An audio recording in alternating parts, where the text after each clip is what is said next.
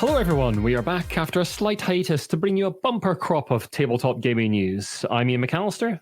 And I'm Jamie Adams, and this is Brainwaves episode 110, bringing you the best in tabletop gaming news. These are the headlines for the week of the 14th of November 2022. Noble Knights form a union, Asmodee welcomes new games, and the bell tolls for thee. All this and more on this episode of Brainwaves. Workers at Noble Knight Games in the US have formed a union affiliated with the Communications Workers of America. This is the first retailer employee group the Communication Workers of America will be representing. Noble Knight Games United seeks to represent the employees at the Wisconsin-based games retailer. The group says it has the support of over 70% of employees, and on the 1st of November this year asked management to voluntarily recognize the union. Statements from employees released alongside the announcement spoke to low pay, lack of paid sick days, low number of paid holiday days, amongst other issues. Since that announcement, the Twitter account representing the union has said that management is deleting union-supporting messages across Noble Knight's social media accounts. In response to this, the Twitter account has asked people to reach out to management to let them know they support the unionization efforts. It's unclear at this time when the union will try and push the issue with management to get themselves formally recognized. Under US labor laws, as we understand it, a company is obliged to negotiate with union reps over pay and conditions. Our suspicion at the moment is that they are trying to get voluntarily recognized, as that is a quicker process. Now, Jamie and I both think unions are a fantastic idea. It has long been the case that retail workers, and I'm a retail worker myself, especially in the States, are treated very poorly. Much thanks to Corey on our Discord for talking me through some of the sort of legal nuances here as they had a better understanding of what was going on in this situation. Anything to say on that, Jamie? I'd say best of luck to all the union employees who are trying to form the union. Solidarity to you, and I hope the bosses don't grind you down. Yeah, unions are a great thing. They protect workers' rights, and we really hope that these folks get recognized. There's been a wave of unionization efforts across America, some successful, some not, and it's a really great thing to see. Jamie, Asmodee are welcoming people with open arms. Yes, the giant of the board game industry is launching a new initiative to help game publishers out with distribution needs. Called Welcome by Asmodee, publishers can pitch their games online at welcome.asmodee.com. This will allow the publishers to get licensing or distribution deals with Asmodee that will also include translation and localization services. Adrian Rio, head of the Welcome by Asmodee initiative, said, Asmodee has built a robust organization of studios that publish some of the world's best games. With Welcome by Asmodee, we will highlight the up-and-coming successes and make it that much easier for companies to connect and operate with our global network of distributors. The initiative will be present at Nuremberg Toy Fair in 2023 and other major conventions. In other publishers looking for new game news, Ravensburger has launched a search for the next big family game. From the 15th of November, you can submit games to Ravensburger. Promising games will then be asked for prototypes. A jury will select 3 ideas, and their creators will be asked to make GameFound crowdfunding campaigns. Now, all those goals are set at €30,000, and the campaign that is fully funded with the most backers will then have a retail version published by Ravensburger, with the designer getting 10% of the net sales of the game. Now, both these initiatives I think are pretty good. They're, up-and-coming publishers. People want games to get published. That's great. New games, bring it into the industry. The Asmodee one, can help established publishers with wider distribution. The Ravensburger one, not only is it a lot of hoops to jump through, I don't want to say it's exploitation, but it does kind of have the smack of exploitation in some regards. On our Discord, Bez, lovely Bez, pointed out the ability to make a game is one thing. The ability to run a successful crowdfunding campaign, that's 2 very different things. Yeah, very different skill sets. Very different indeed. Yeah, it seems like a really strange move from Ravensburger, and I think they've come under a little bit of fire for it because, you're basically asking people to jump through all these hoops. You're asking them to run the crowdfunding campaigns. Ravensburger aren't giving any help to run the crowdfunding campaigns. Basically, they go back to these 3 winners or finalists, I guess, and they have to run their crowdfunding campaigns. I'm unclear why Ravensburger are setting like a limit for the crowdfunding goal. I guess it's to give people an even chance or something. But then you have to run your crowdfunding campaign, and you also have to run it as a competition. You have to be the best. And that's just a bit weird to me. The whole thing it's just all a bit strange. I don't like it. Well, this is why we're not marketing executives, Ian, and why we don't work for Ravensburger, because they won't return my calls. You've got to stop ringing them. And talking about ringing, now normally this kind of thing would be an update, but it's a bit of a lengthy one. So this is in the headlines once more for the infamous Golden Bell. Thanks very much to Hal Duncan on our Discord for bringing this one to our attention, because we'd missed it. The first time we heard from the terrible people at Golden Bell was back in episode 53. They are a publishing and distribution house mired in scandals with numerous late Kickstarters and all sorts of failed projects, just a litany of sort of disastrous campaigns behind them. In episode 53, they were launching their own crowdfunding platform as they'd been booted off Kickstarter. We're not going to link to that in the show notes because I went to try and look at that in the last couple of days in the run-up to this cast, and my security alerts went off in my browser, so I'm not going to make you go and look at it because who knows what's there. Well, they are back in the news this week because they are being taken to court by a gentleman called Alex Norris. Alex Norris is the creator of the online webcomic called Webcomic Name. On that site, he publishes a series of comics called Oh No, with some distinctive characters. You'll likely be familiar with them. I didn't realize I was until I looked at them for the cast. We'll put a link to his pages in the show notes. His filing against Golden Bell is fairly lengthy, and I've had to read through the filing, and I'll do my best to summarize it here. So back in 2017, Alex was approached by Jason Wiseman, who is a self-publisher based in Canada. They would go on to engage the services of Mark Goldner, a member of Golden Bell Entertainment and Golden Bell Studios. Two separate companies, but basically same affiliations. Webcomic Name Game was used as a placeholder for the final game name. So they were going to produce a game based on Alex's cartoons. Alex and Golden Bell Entertainment signed a collaboration agreement on August 10th, 2017. And then things got extremely messy. Golden Bell Entertainment started selling merchandise with Alex's webcomic on them without recompensing him at all. They then trademarked Webcomic Name and Oh No in the United States without Alex's approval or knowledge. They made false statements in doing so, as they claimed that no one else had use of the mark during those two applications, and obviously Alex did because it's his intellectual property. When Alex tried to apply for his own mark in November 2018, he was denied because of the Golden Bell application. Alex is now suing Golden Bell for copyright infringement, false designation of origin, and he also wants the fraudulent registrations of trademarks cancelled. He's crowdfunding for support for his lawsuit. I'll put a link to that in the show notes. Though he has paid for most of the proceedings up to this point on his own, he does need a little help to get to the finish line, and we think that's a very worthy cause. As we were researching this for the cast, Hal helped us out with another little bit of information. There's a list of Golden Bell issues on Board Game Geek. It's basically a list of all the projects they've been involved with. Pretty long. There's quite a lot of detail in there. Some of those projects did eventually get to backers, but there's a lot of failed projects, lots of things just not turning up, and lots of promises made and then broken. It's a litany of disasters. And it's not necessarily the designers or publishers' faults that are getting involved with Golden Bell.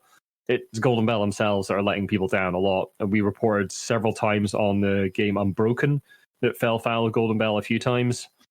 And but the last time we heard from them was like 53 casts ago almost, back in episode 53, so 57 casts ago now. But they are obviously still out there and doing things, and they need to not be doing those things anymore. So maybe Alex can get all their money. That'd be nice.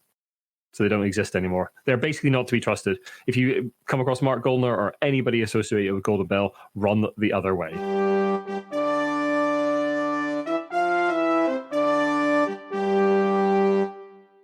Now, you'd think by now we'd be done with chess news, but it just keeps on giving.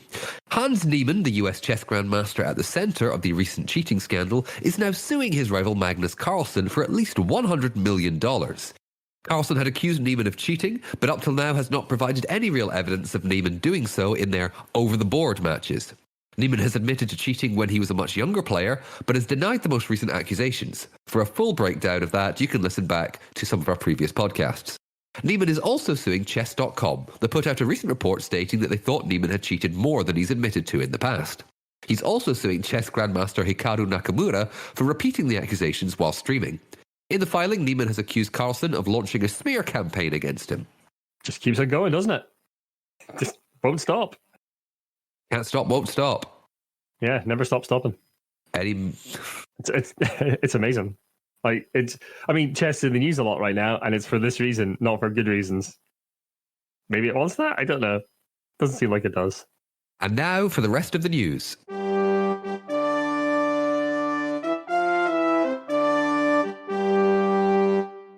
999 Games, a Dutch games publisher and retailer, announced the death of their CEO, Michael Bruinsma, on the 3rd of October.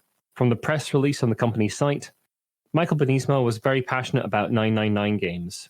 Through his company, it was his life goal to change Dutch gaming culture. By collaborating with many greats of the worldwide board game industry, he succeeded in this goal admirably.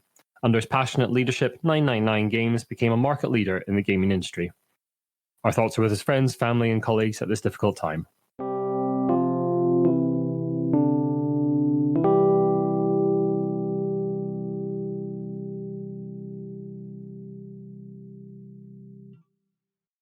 Executive producer of Dungeons & Dragons, Ray Winiger, has left his role.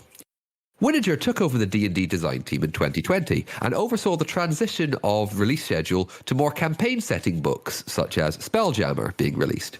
Winiger was also involved in the early days of what we now know as 1D&D. Now, the departure seems to be an amicable one, with Winiger thanking the D&D team and said, "Shepherding D&D was an honour and a privilege, but I'm looking forward to slowing down and getting back to a list of personal design projects." He'll be missed. Did a lot of good work. Sticking with D&D for a moment, a blog post on the 11th of November by Chris Perkins, the senior story designer at Wizards of the Coast, addressed the problems the company has had with racism in some of its products. We reported on the problematic content in the recent setting expansion of Spelljammer back in episode 106.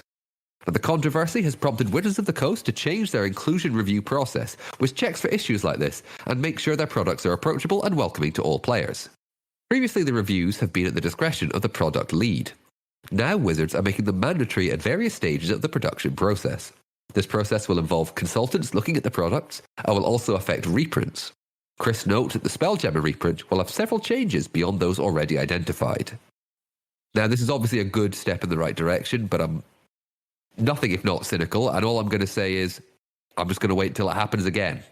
I'd like to hope it doesn't. I really hope it doesn't. And yet.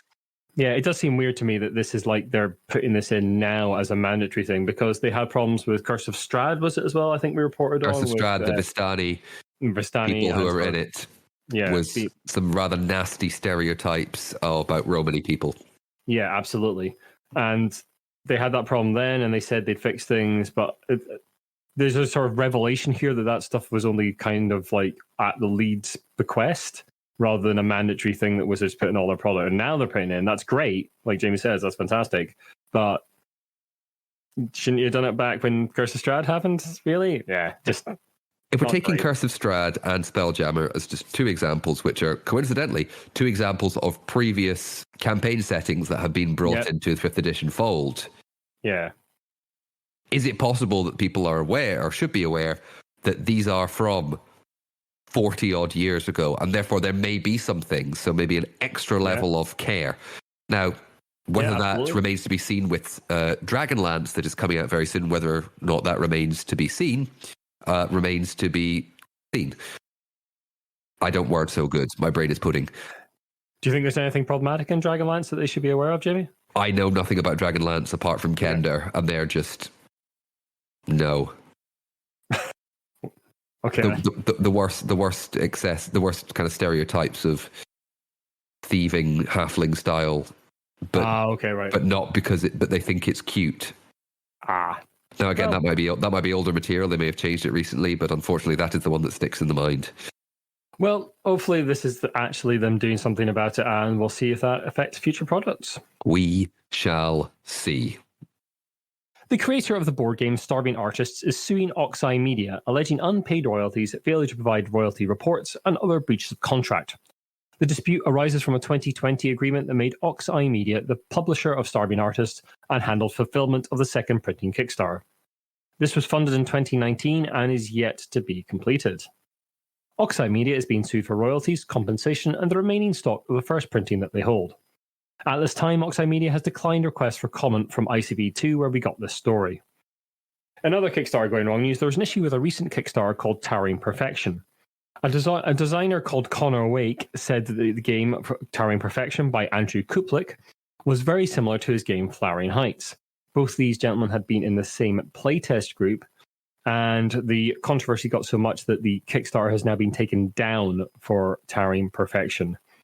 Andrew Kuplik did say that he didn't think his game was similar, and at this point we don't know whether it's going to go back up. But yeah, there's a lot of weird controversies going on with Kickstarter right now and crowdfunding in general. So yeah, just be very careful out there, folks, if you're going onto it. Also, I would like to say that Connor says that this should not be a warning to NDA your games when you're sort of working on them really closely and keeping secrets close to your chest. You should show people your games and take them to playtest groups, that kind of thing. He's still very enthusiastic about that and would like people to continue it. It's not a warning at all. Jamie, some news closer to home. Yes. I think we'll file this news into the rumour section at the moment, but keep an ear out. It seems all is not well at Inside the Box, a London-based publisher of games such as Subterra and Statecraft. In a recent Facebook post in the Board Game Trading and Chat UK group, users drew attention to missed filing of Inside the Box accounts and that recent updates to the Subterra 2 campaign had not sounded promising. We don't have access to these updates as they're for backers only. Inside the Box currently has several Kickstarters unfulfilled, including Subterra 2, Aquanauts, Alba, and Crypt X. Amongst the comments on the Facebook group was information that Inside the Box had previously welched on commitments to demoers at the UK Games Expo to provide copies of games as part of their compensation package. In addition, one commenter said that Peter Blenkarn, the head of Inside the Box, had fired the entire staff back in August and was now basically running a one-man show. Peter appears to have disappeared from all social media. Now, there's a group on Telegram exploring possible legal action, which we'll link to in the show notes. Now, I started with saying this is rumour, so I'll finish with saying this is all rumour, speculation and hearsay right now. But there are a lot of missed Kickstarter problems, there are a lot of missed updates, and ITB are not responding to comment or really having any kind of social media presence. You can still order some of their games on their site. That's probably not a good idea right now, because who knows exactly what's going on there. But yeah, it doesn't look good at all. ITB's always looked like a slightly odd company trying to be a bit bigger than it was. And yeah, things might finally come to a head. Hachette Board Games UK, a publisher and distributor just celebrating their first year in operation, has announced a partnership with Oink Games. For those not familiar, Oink produced tiny box games that have gained great acclaim over the last few years, and recently a Scout nominated for a Spieles des Jahres. Popular as Oink games are, they've always been tricky or expensive to find at retail, and hopefully this new deal will see them have a much more widely available release and see more games from that area of the world come to the UK. Fabian Lossier, director of Hachette Board Games UK, said of the collaboration, "We are super excited to now agree this partnership with Toby and the team at Oink Games. We've already had incredible support both from retail this year, but also from our direct contact with the gaming community at shows like UK Games Expo, where we were so grateful to pick up 3 major awards. Aircon and Tabletop Gaming Live, and the demand would always be there for Oink titles if we had them, especially Deep Sea Adventure, A Fake Arse Goes to New York, and The Incredible Scout, which has this year been nominated in the prestigious Spieles des Jahres Awards." Now, we will have our final on stage of the year with Flamian on the 22nd of November at 8 p.m. UK time over on our Discord. That's over a week after the cast goes out. We hope you can join us and ask your own questions of this rising star in the UK scene. Hachette have been making a big name for themselves, and I'm sure they've got a lot to say about their collaborations with Oink and other things as well. Come along with your own questions. There'll be a Q&A afterwards.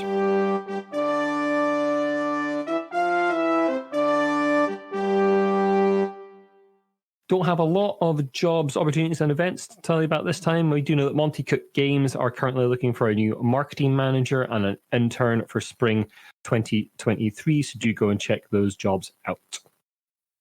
If you're in that area of the world, that is. And we'd like to give a little shout out to our lovely patrons. Thank you so much for continuing to support us, especially James Naylor and Shaun Newan. We'll link to all of James and Shaun's bits and pieces in the show notes. You can join them for just $1 a month to get access to an extended version of the cast and some other behind-the-scenes information. You can support us in a variety of ways on the site. If you don't want to sign up to Patreon, there's direct PayPal contributions. You can get the lovely dice from Metallic Dice Games, or there's merch from Sir Meeple as well. Lovely t-shirts for you and your family. Anyway, Jamie, I hear there's a good read on the horizon. Oh, it's more than a good read. We have got a lot of good stories to share for you. It's nearly time to go, but of course, Time for some interesting.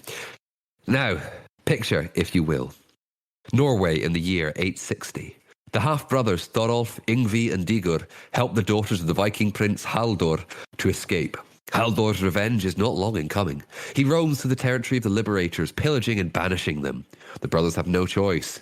With settlers who are willing to emigrate, they set out for new shores and, after an adventurous sea voyage, reach Catan, the land of the sun.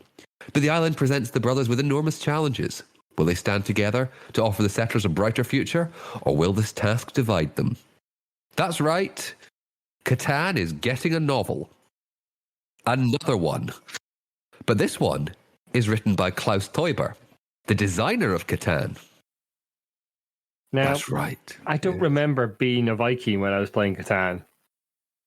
Well, I've only played Catan once, and there was no Norseness in there, but maybe because it was a bit more abstract and it's kind of get lost. They're really embracing the Catan culture.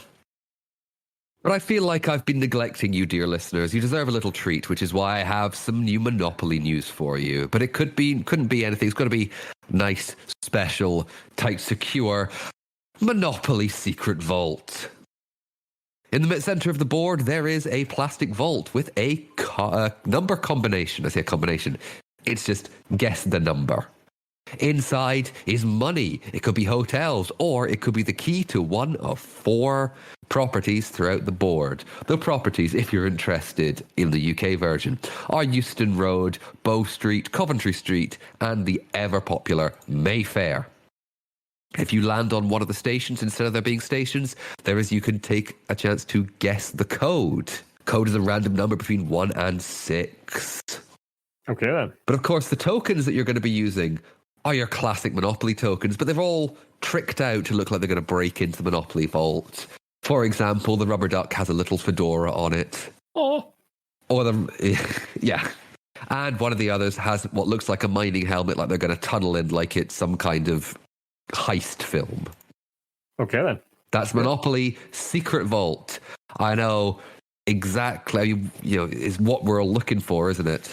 How do you make Monopoly better? Have a secret vault. Sure. Also, in case you're wondering, the numbers reset every time somebody opens the vault, so it's not always going to be, 4. Okay, then. Cool. Weird. Sure. Yep. Thanks, Monopoly. And thank you very much for listening. If you like what you listen to, then the best way to help us out is to share the podcast and drop us a review and rating on iTunes.